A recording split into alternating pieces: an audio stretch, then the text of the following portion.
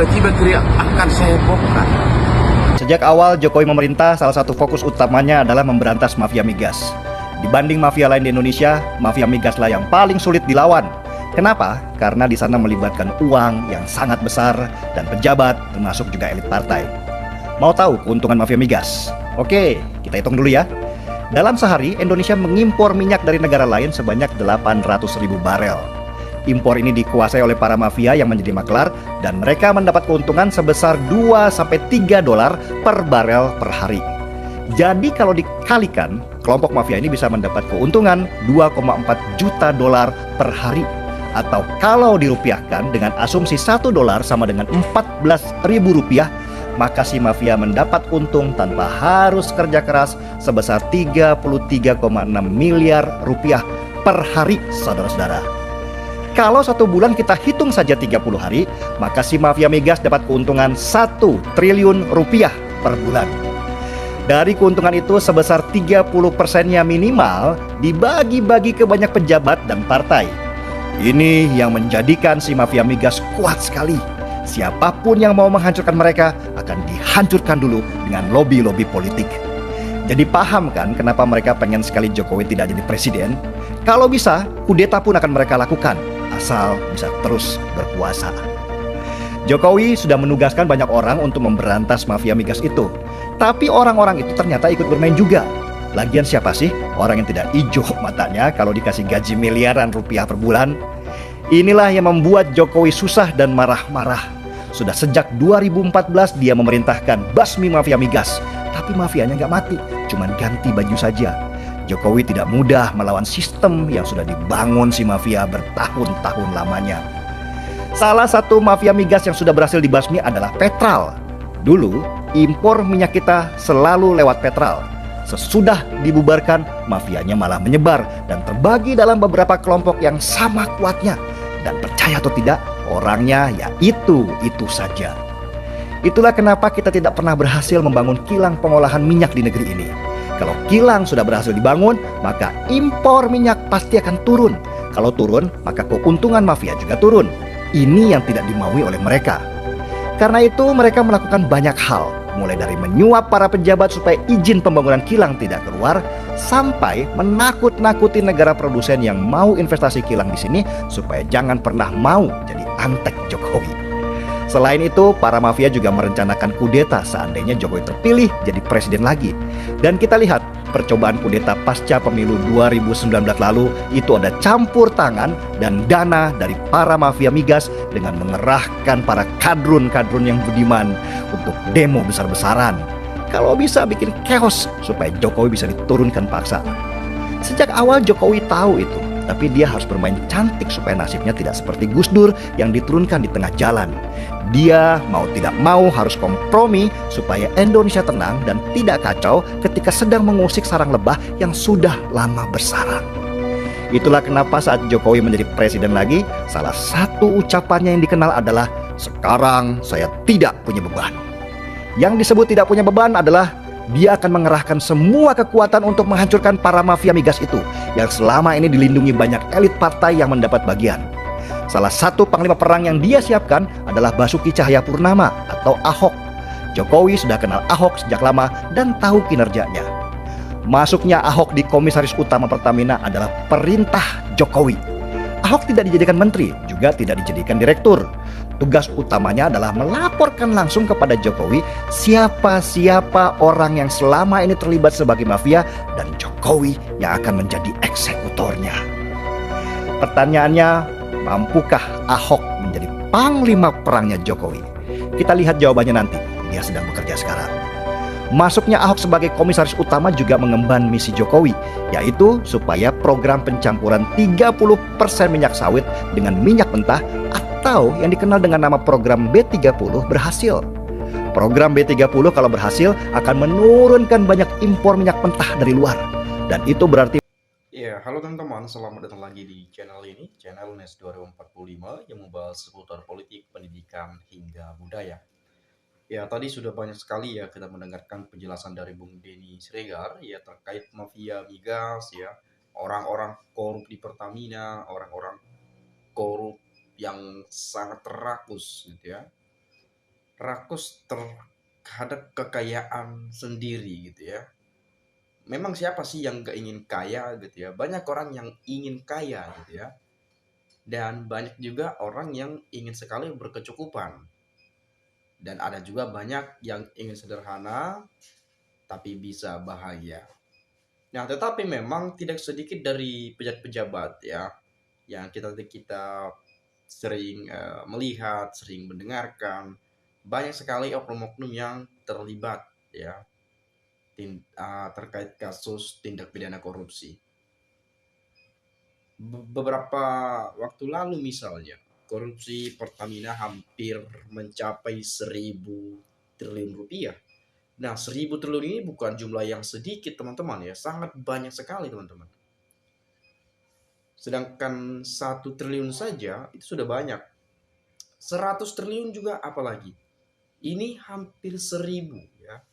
900 berapa tuh kemarin? 980 berapa tuh? Tahun 60-an lah, kurang lebih. Itu banyak sekali loh gitu ya. Dan kasus ini saya rasa pasti banyak ya yang nama-nama yang terseret sebetulnya gitu ya. Dan beberapa waktu lalu Pak Ahok ya, karena pernah menjabat sebagai komisaris utama di PT Pertamina, tentu beliau ingin sekali ya atau siap membongkar bila suatu saat Kejaksaan Agung memerlukan atau memanggil. Beliau siap membongkar ya.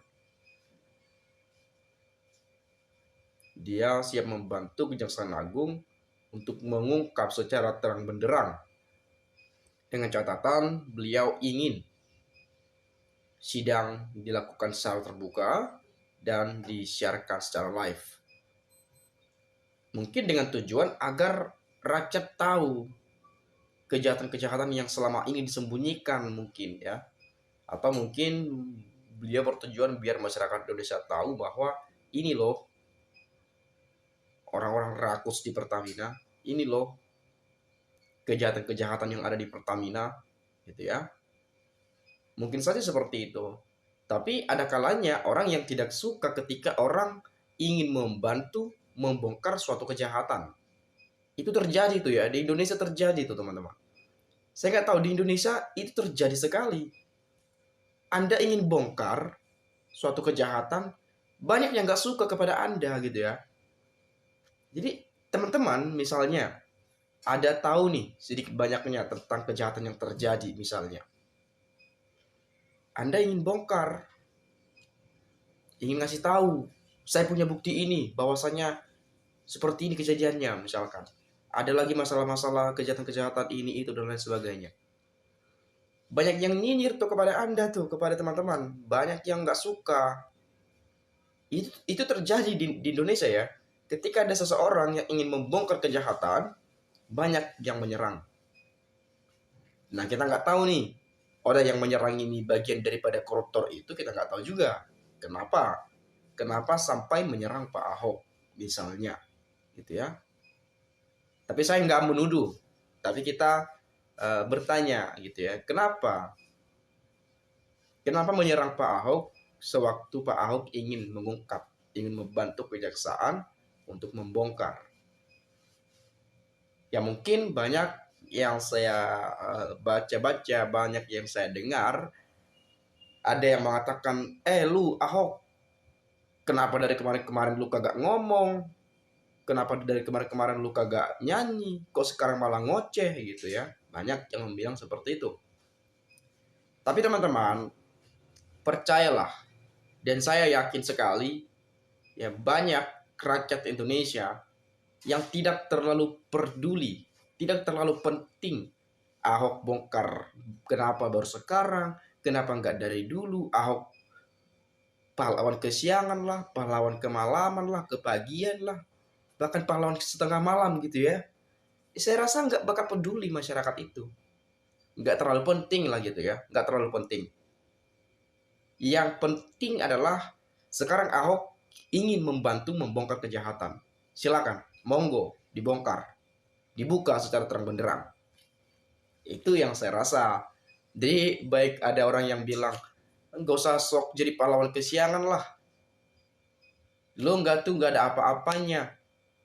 Lo tuh dulu cuma sebagai komisaris dan lain sebagainya. Saya bertanya kepada teman-teman, apakah itu penting? Mau pahlawan kesiangan, kek kepagian, kek kemalaman, kek emang penting? Sepenting itu kah? Saya rasa enggak gitu ya. Yang terpenting ya mungkin sekarang Pak Ahok ingin bongkar ya bongkar, udah selesai. Nggak perlu lah, lu pahlawan ini pahlawan itu ya. Ngapain? Terlepas Ahok dulu kenapa nggak bongkar, itu terserah beliau. Barangkali nih ya, kalau kita mendengar jejak digitalnya gitu ya, saya coba ingat dulu ya, 2020 kalau nggak salah, kalau saya salah silahkan dikoreksi. 2020 Pak Ahok ini sempat ingin melaporkan ke KPK ya tentang kejahatan di Pertamina, kalau nggak salah tuh. Tapi ada seseorang, nah saya sebut seseorang saja ya, saya nggak mau sebut nama. Ada seseorang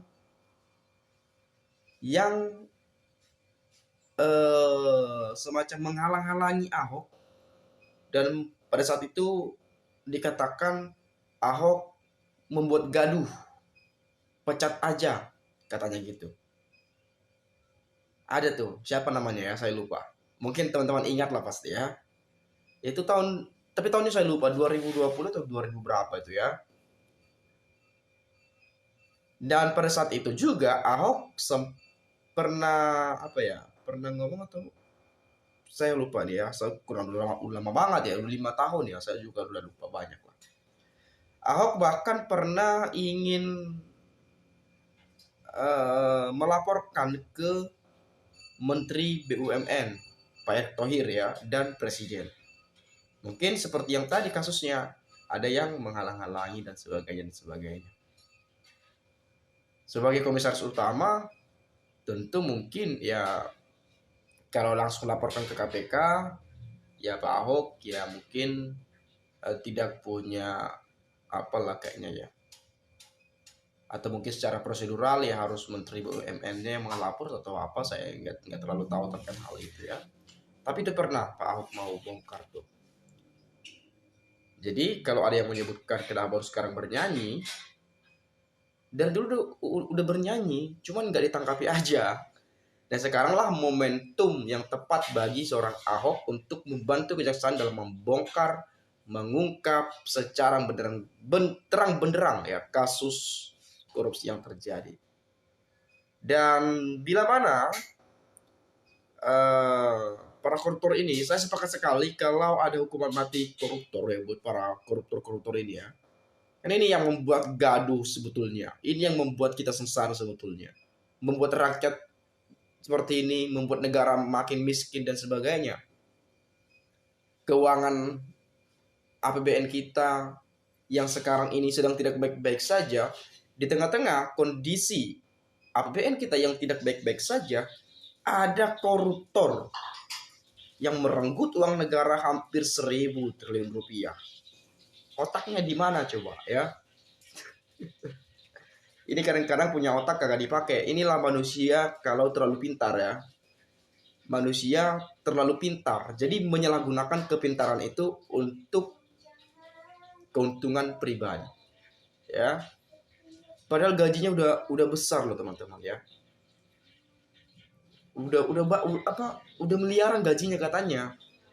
Masih aja rakus, kurang cukup. Kan ini ya ampun, buset dah.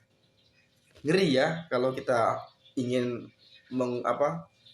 ingin berpikir secara logikanya gitu ya. Ini uangnya buat apa coba ya? Punya anak berapa dia? Punya mertua berapa dia gitu ya? Punya keluarga kerabat berapa dia? Punya perusahaan berapa dia? Padahal yang tersangka yang 9 orang ini katanya bukan orang-orang partai gitu ya. Istilahnya nggak ada niatan untuk maju caleg atau pilpres atau apapun itu, nggak ada. Ini orang-orang yang profesional. Dari segi jumlah uang itu untuk apa coba? Oke, coba kita kenapa ya 1.000 triliun bagi 9 orang kurang lebih 110 triliun rupiah per orangnya kurang lebih. kacau, gila ya jumlahnya itu luar biasa. Teman-teman, di sini banyak komentar-komentar teman-teman kita ya, tapi saya mungkin cukup sekian pembahasan kita kali ini. Terima kasih, saya ucapkan salam inspirasi, salam NKRI, harga mati.